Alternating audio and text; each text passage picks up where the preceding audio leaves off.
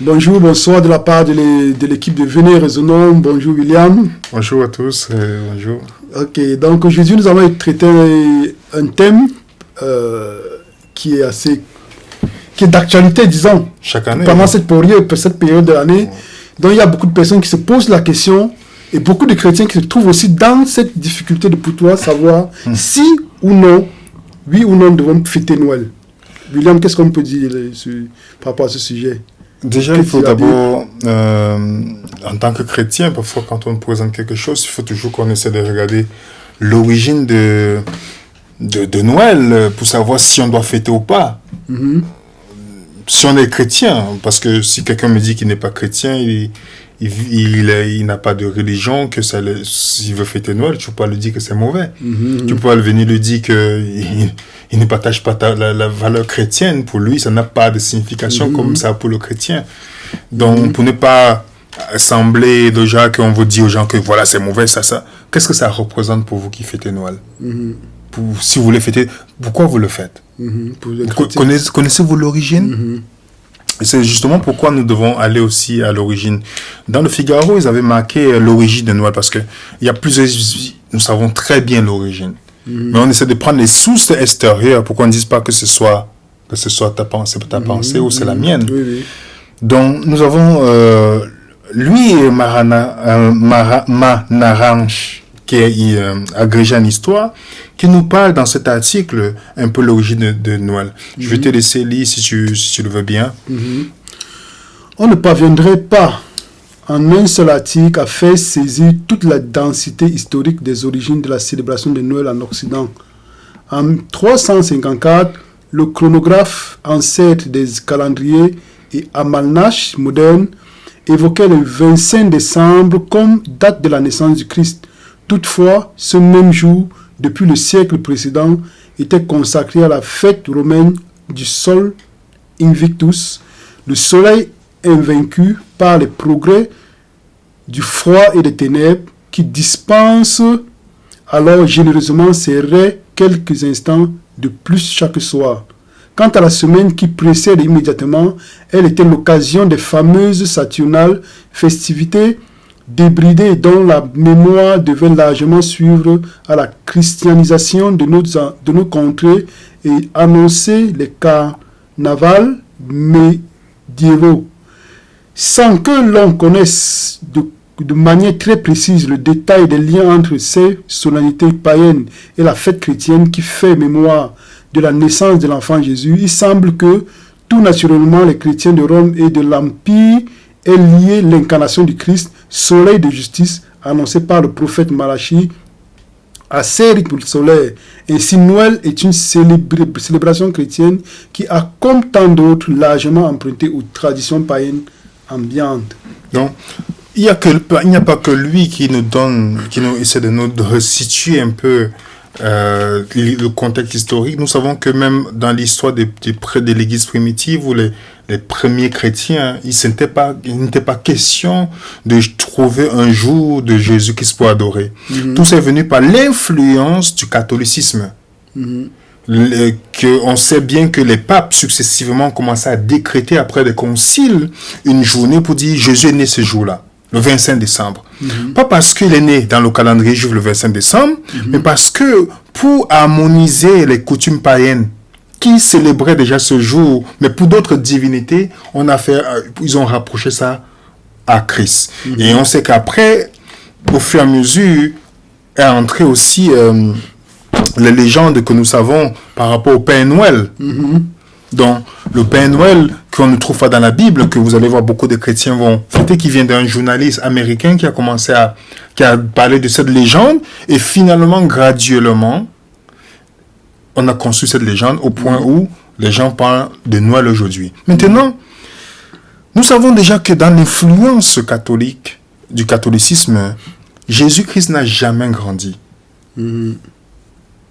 Parce que c'est toujours le petit Jésus. C'est toujours le petit Jésus. C'est vraiment étonnant. Et chaque fois, et beaucoup de chrétiens, même les gens dans le monde qui ne croient pas en Dieu, célèbrent cette fête par l'influence des médias. Parce que c'est devenu une fête commerciale Et on voit le pouvoir du marketing. Même les gens qui ne croient pas ce jour, oui, le Jésus est né le 25, il y a grande majorité. Maintenant, avant de répondre si un chrétien réellement doit observer ce jour, il faut d'abord qu'on essaie de situer, est-ce que Jésus est né le 25 décembre?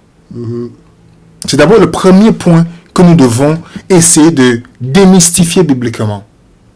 S'il n'est pas né le 25 décembre, Qu'est-ce qu'on fait? qu'est-ce qu'on fait? Même s'il est né, supposons, est-ce que c'est biblique? c'est biblique? Parce que beaucoup de gens considèrent l'Église catholique comme une Église chrétienne. Mais nous savons qu'en principe, elle met plus devant les valeurs païennes que bibliques. Bien qu'elle prend le manteau du christianisme. Basé sur la tradition. Basé sur la tradition. On dit pas tous les, on dit le système catholique romain, bien sûr. Donc, est-ce que Jésus-Christ, bibliquement, est né le 25 décembre? Nous allons aller dans Luc chapitre 2 d'abord. Oui, verset 8. Il y avait dans cette même contrée des bergers qui passaient dans les champs les veilles de la nuit pour garder leurs troupeaux. Ok. Nous voyons un indice ici très très intéressant. Très très intéressant. On nous dit que les bergers étaient sortis pour garder le troupeau. Et le marketing et le système catholique romain et tout ça nous dit, puisqu'il y a même les messes de minuit, que c'est le 25 décembre. Déjà, décembre, c'est le mois le moins probable pour un couple juif de se rendre à Bethléem. Pour un recensement. Le temps d'abord. L'hiver. Et dans ce temps-là, comme nous voyons, les bergers ne sortaient pas. Ils ne sortaient pas vers les brebis. Est-ce que tu vois un peu? Ouais. Les bergers ne sortaient pas vers les brebis pour plusieurs raisons. L'hiver, premièrement. Alors, si on se situe selon la Bible, quel est le moment alors que les bergers sortaient ici? Il faut maintenant se poser la question, à quel moment les bergers sortaient ici? Nous savons que selon la coutume et l'histoire juive, les périodes où les bergers sont dehors, c'est le mois de mars, avril, juin. Selon le calendrier juif, on parle du Nissan. Parce que ce mois est particulier. Cette période est particulière parce que les bergers, on dit bien, il y avait dans cette contrée des bergers qui passaient dans le champ les veilles de la nuit pour faire quoi? Pour garder les troupeaux. Pourquoi précisément pour garder? Pourquoi ils suivaient les troupeaux? Parce que généralement, tu mets les troupeaux là et ils dorment. Mais ils suivaient parce que c'est cette période de l'année que les brebis viennent au monde. Pour surveiller quel brebis. Parce que c'est ces animaux ne sont pas comme nous, que les femmes peuvent accoucher n'importe quel moment de l'année. Il y a une période que ces animaux mettent bas. Et c'est cette période-là. Et c'est pas un hasard que Dieu permet que l'agneau de Dieu naisse aussi en cette période-là. L'agneau de Dieu qui est destiné pour le sacrifice. Tout ça, c'est à Bethléem. Bethléem, tous les animaux qui étaient liés au sacrifice, on les prenait à Bethléem. Donc, ce n'est pas un hasard que le Christ naisse là et aussi qu'il soit destiné à l'agneau de Dieu. Donc, pourquoi Dieu annonce aux bergers? Parce que de la même manière que les bergers devaient veiller pour accueillir les nouveaux animaux qui devaient destinés au sacrifice, Dieu les pousse d'aller voir l'agneau véritable qui doit naître pour venir regarder l'accueillir qui devait être destiné au sacrifice. Et ça, c'est déjà un grand point. Et si on veut encore aller plus loin, nous savons très bien que même la prophétie annonçait dans Isaïe 60, verset 6, qui nous disait que tu seras couvert d'une foule de chameaux, de dromadaires, de mendiants, d'épha. Ils viendront tous de Séba, ils porteront de l'or, de l'encens et de pluions. On sait que les rois mages qui avaient étudié les prophéties grâce à ce que Daniel avait laissé quand on regarde dans l'histoire, ont été influencés par l'étoile en disant que le Messie devait naître dans cette période-là. Mais il y a aussi un point très, très important qui nous donne l'indice que ce n'est pas encore le 25, c'est pas en décembre. C'est ce verset aussi. Du temps d'Hérode, roi de Judée, il y avait un sacrificateur nommé comment? Zacharias, de la classe d'Abia. Sa femme était d'entre les filles d'Aaron, elle s'appelait Élisabeth. Pourquoi Élisabeth était enceinte 6 mois à l'avance de Marie? Et selon le calendrier juif, il y avait une répartition des différents souvent sacrificateurs qui devaient officier. 1 Chronique chapitre 24. Et on connaissait le tour, avec les manuscrits de la même ordre, on connaît le tour de Zacharia en tant que qui devait officier. Et à travers cela, ça nous renvoie toujours au Nissan, la naissance de Jésus-Christ. Parce qu'à travers Jean-Baptiste, il a 6 mois d'avance, on sait que Jésus-Christ n'est pas né dans cette période-là. Il est né au mois de Nissan. Nissan veut marquer le commencement. Quand on lit Exode, c'est le commencement de toutes choses. Le mois de Nissan. C'est pourquoi, dans Exode chapitre 12, la Pâque, l'agneau devait avoir combien d'années? 1 année. Donc, si l'agneau est destiné au sacrifice, pour le sacrifice, supposons que nous sommes à la Pâque, ça veut dire que cet agneau devait naître, quoi, 1 an avant? Tu vois? On va lire Exode chapitre 12 d'abord, verset 1 à 2. L'Éternel dit à Moïse et à Aaron dans le pays d'Égypte, ce mois-ci sera pour vous le premier des mois. Il sera pour vous le premier des mois de l'année. Parlez à toute l'assemblée d'Israël et dites, le 10e jour de ce mois, on prendra un agneau pour chaque famille, un agneau pour chaque maison. Ce sera un agneau sans défaut, mâle, âgé d'1 an. Vous pourrez prendre un agneau ou un chevreau. Donc on voit bien ici, marqué d'1 an. Si c'est à la Pâque qu'on doit le sacrifier là, dans Exode 12, ça veut dire qu'il devait naître 1 an avant. À la Pâque aussi. Et Jésus qui s'est né à la Pâque parce que c'est l'agneau de Dieu qui devait être destiné au sacrifice. Jésus-Christ ne vient pas dans un sens au hasard. Le Nissan qui marque le commencement, il marque le commencement de quelque chose de nouveau. Parce que Jésus-Christ accomplit minutieusement le calendrier juif. Le calendrier juif que beaucoup de chrétiens ont laissé de côté. Dans Galates 4, verset 4, on nous dit, mais lorsque les temps ont été marqués, Dieu a envoyé son fils né d'une femme, né sous la loi. Donc, au temps marqué, quel temps marqué dont on parle? Nous savons que le calendrier juif constitue le cheminement des étapes de Jésus-Christ sur la terre. Il est l'agneau pascal. Il était crucifié à la Pâque. Au mois de Nissan, qui marque le commencement de quelque chose. Il commence son ministère parce que il est l'agneau de Dieu sur la terre, dans le Messie, l'agneau de Dieu qui doit être crucifié. Et il est enseveli, c'est pas vrai? Il est le pain sans levain, parce qu'il n'est pas le péché. Ensuite, il ressuscite les prémices. Et maintenant, il y a la Pentecôte qui vient. Parfois, les gens disent qu'ils sont pentecôtistes. Mais s'il y a des pentecôtistes, ils oublient les autres fêtes. On doit aussi avoir les prémices. Voilà, on doit avoir des prémices, l'église de la Pâque. De la trompette, oui. Effectivement. Il y a la trompette qui vient. La trompette qui annonce le second retour de Jésus-Christ. Et après la trompette maintenant, parce qu'il y a la Pentecôte qui est venue avant, après quand on annonce la trompette, ça dit qu'il y a un jugement qui vient, ce qu'on appelle le Yom Kippour, le temps d'expiation, où Dieu juge tout ce qui professe être son peuple. Et maintenant, le tabernacle, qui est la dernière fête, qui marque quoi, ici?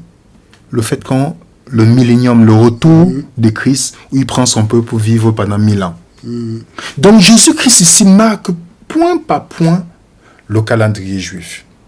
Et beaucoup de chrétiens ignorent justement que, comme ils n'ont pas le sanctuaire, le sanctuaire, et on dit on va fêter la Pâque, on va fêter la Pentecôte, même si ce n'est pas lié au calendrier biblique, mais ils oublient que ces fêtes-là, pour Christ, notre Pâque a été immolée. Il n'est plus à la Pâque. Il est où maintenant actuellement? C'est ça le chrétien. C'est le chrétien qui n'a pas étudié le sanctuaire. Il n'a jamais étudié le fait juif. Non pas pour les observer, mais pour comprendre la dimension prophétique. La personne ne pourra jamais comprendre où Jésus-Christ est actuellement. Si Jésus-Christ doit venir avec les signes qu'il a donnés, qui sont proches de son retour, ça veut dire qu'il est dans le temps de Yom Kippour. S'il doit venir, parce que s'il sort de là, c'est pour venir prendre son peuple qui a décidé de mettre sa foi en lui pour faire le tabernacle. Donc, la fonction de Jésus-Christ sur la terre, il était l'agneau de Dieu, le Messie. Quand lorsqu'il monte dans le ciel, le livre d'Hébreux nous dit qu'il monte dans le ciel, étant souvent sacrificateur, il devient prêtre pour intercéder. Maintenant, la dernière phase, c'est le lieu très saint, où il devient juge. Donc, première phase, la terre, l'agneau pascal. Deuxième phase, le lieu saint. Troisième phase, le lieu très saint. Et seulement quand on a compris la dimension de toutes les fêtes juives, montrer comment Jésus-Christ s'accomplit. Il est l'agneau de Dieu, le pain de vie. Il est le prémisse. Après, la Pentecôte vient. On sait qu'il y a les trompettes prophétiquement, où on annonce le retour de Jésus-Christ. Il y a l'expiation qui est le jugement qui commence d'abord dans la maison de Dieu, comme Pierre le dit, et ensuite, pour terminer, le tabernacle. La vie de Jésus-Christ, ministère terrestre, on a les trois fêtes, agneau, la Pâque, pain sans levain, prémisse, ministère céleste, il monte, Pentecôte, il envoie le Saint-Esprit, jusqu'à quand il revient, et on part pour le tabernacle. La Bible est très claire. Jésus-Christ marque un calendrier qu'il faut respecter. Donc, si les gens viennent pour nous dire que nous devons observer Noël, qui est le 25, c'est déjà dit un jour que Jésus n'est pas né. C'est un faux Christ qu'on présente aux gens. Si les gens sont honnêtes, quand on parle de l'honnêteté ici spirituelle, en disant que oui, mais Jésus n'est pas né le 25 décembre. Beaucoup de gens ne savent pas. Alors, d'où la question que vous m'avez posée tout à l'heure, est-ce qu'un chrétien doit observer ces fêtes-là? C'est ça la question. Puisque les gens sont dans l'ignorance, le chrétien ne doit pas l'observer. Mais ce serait une occasion pour diriger les regards des gens vers Jésus-Christ. Tu vois un peu ce que je veux dire? C'est l'occasion pour dire, bon, puisque les gens disent qu'ils observent les fêtes le 25 décembre, tu leur poses la question. Est-ce que vous pensez que Jésus est né le 25 décembre? Il y a beaucoup de gens qui pensent que c'est vrai. Mais quand vous commencez à le montrer, là, vous leur donnez la vérité sur la question. C'est l'occasion de pointer véritablement les gens vers le vrai Christ. Jésus qui n'est pas un bébé là, qui doit naître tout le temps. Il est dans le lieu très saint. Et mais il y a aussi une chose, mon frère, parce que dit comme ça, bon, ça va sembler peut-être très facile. Mais maintenant, comment faire alors avec les enfants? Parce qu'il y a peut-être des enfants aussi qui naissent dans des familles. Tu vois, les enfants vont ensemble, et puis, tu vois, si tu arrêtes ton enfant, tu dis non, n'y va pas. À la fin, c'est comment aussi se comporter? Parce que c'est tout ça aussi pour les parents qui devient un peu difficile à gérer, quoi. Non, vous savez, c'est pas... Un peu... Dans Deutéronome chapitre 4, quel était le but des parents? C'est d'enseigner les enfants dans la voie de Dieu. Tu dis que tu devais inscrire cela. Il faut que tu enseignes tes enfants dans la voie de Dieu. Pas pour on n'enseigne pas un enfant par l'interdit. On lui fait comprendre pourquoi ça, ce n'est pas Jésus-Christ qu'on est en train de célébrer.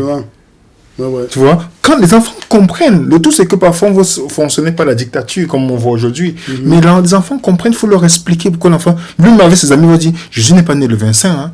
Je ne peux pas célébrer cette fête. Et beaucoup de chrétiens, même s'ils disent que oui, c'est vrai, ils ont l'arbre de Noël chez eux. Ils préparent les cadeaux ce jour. Vous pouvez donner le cadeau tout le temps. Jésus-Christ c'est un don permanent, pas un don journalier ou du destin. C'est un don permanent que Dieu a fait pour l'humanité. Et l'arbre de Noël ne sert à rien quand on connaît l'origine du sapin dans cette fête. Pour ceux qui veulent fouiller l'histoire, parce qu'on n'est pas là pour donner un cours d'histoire, mais pour ceux qui veulent regarder, l'origine du sapin dans cette fête est païenne. Un chrétien doit se séparer de tout ce qui est. Sortez du milieu d'elle, mon peuple. Sortez. Dieu ne dit pas regardez, observez, il dit sortez. L'action est un appel impératif de sortir de Babylone dans tout ce qui est dans la confusion. On voit les églises qui mettent le sapin de Noël. Et ils disent que c'est le temple de Dieu, c'est la maison de Dieu. Dieu ne peut pas habiter là où il y a quelque chose, un truc païen. Tu vois? Et donc, ce qui est étrange, en fait, je te coupe pas, parce que ce qui est étrange, c'est qu'il y a des personnes aussi dans les églises qui sont contre ça, Mais des pasteurs aussi qui disent non, vous voyez, ils cherchent toujours non, vous voyez, ce n'est pas vraiment ce qu'il faut penser. Il faut penser d'une autre façon. Il suffit, ça dépend de la conception que tu as. Mais pourquoi alors mettre le sapin de Noël? Parce que ça devient un sujet de division non seulement, mais aussi une pied d'achoppement aussi pour ceux qui sont dans l'ignorance. Dans 1 Corinthiens chapitre 9, 8, il dit, prenez garde que votre liberté ne soit pas un pied d'achoppement pour les autres. Je vous ai libre de mettre ça chez vous. Mais quelqu'un m'a dit, voilà un vrai, il dit souvent qu'il est vrai chrétien. S'il a le sapin chez lui, ça veut dire que c'est une bonne chose à faire. À cause de vous, c'est ça. La personne est dans le péché. Donc il dit que votre liberté ne soit pas un pied d'achoppement pour les autres. Le véritable sapin qu'on doit avoir, le véritable sapin bois, arbre qu'on doit avoir, c'est la croix. C'est la croix qui est notre vrai arbre de Noël, si quelqu'un veut savoir. Et les cadeaux qu'on met là-bas, c'est les âmes qu'on doit apporter à Jésus-Christ. Amen. C'est ça notre... Ce qu'on dit, oui, je vais apporter les cadeaux. C'est le cadeau qu'on doit apporter à Jésus-Christ, les âmes. Qu'on doit aller accrocher au pied de la croix chaque fois. Là, c'est vraiment... C'est tous les jours, c'est pas le 25 décembre. C'est tout le temps que Jésus attend. Parce qu'on dit, il y a plus de joie dans le ciel. Ouais, quand une âme donne sa vie à Christ. Donc, si on veut donner les cadeaux à Jésus-Christ, si on veut se réjouir de ça, il a dit, voilà ce que vous devez faire pour que je puisse être réjoui. Voilà l'arbre qui est la croix. Et amener les cadeaux qui sont les âmes. Amen, amen, amen. Donc, c'est une question vraiment qui est... Merci beaucoup, William, pour... Disons, gloire à Dieu pour ce petit moment de partage. Oui, juste pour pousser les gens dans la réflexion, parce qu'on ne doit pas suivre les gens, même si votre pasteur dit quelque chose, le pasteur ce n'est pas la parole de Dieu. Mais votre prêtre dit, ce n'est pas la parole de Dieu, montre-moi, il est écrit, c'est tout. Si je n'ai pas... Pourquoi je m'attarde à vouloir rendre ce jour-là solennel? Je dois vivre pour Christ tous les jours, c'est un don permanent. Ce n'est pas un moment particulier. Et si les gens autour de moi, dans ma famille, tout ça, mais c'est l'occasion pour moi de témoigner pour leur dire, voilà, je ne peux pas accepter là. Jésus n'est pas né le 25 décembre, mais je vais vous présenter ça. Voilà le vrai. Voilà ce qu'on doit connaître sur Jésus-Christ. C'est l'occasion. Je peux vous donner le cadeau tous les jours de l'année.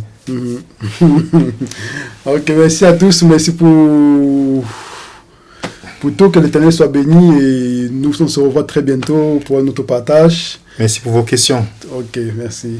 Que Dieu vous bénisse.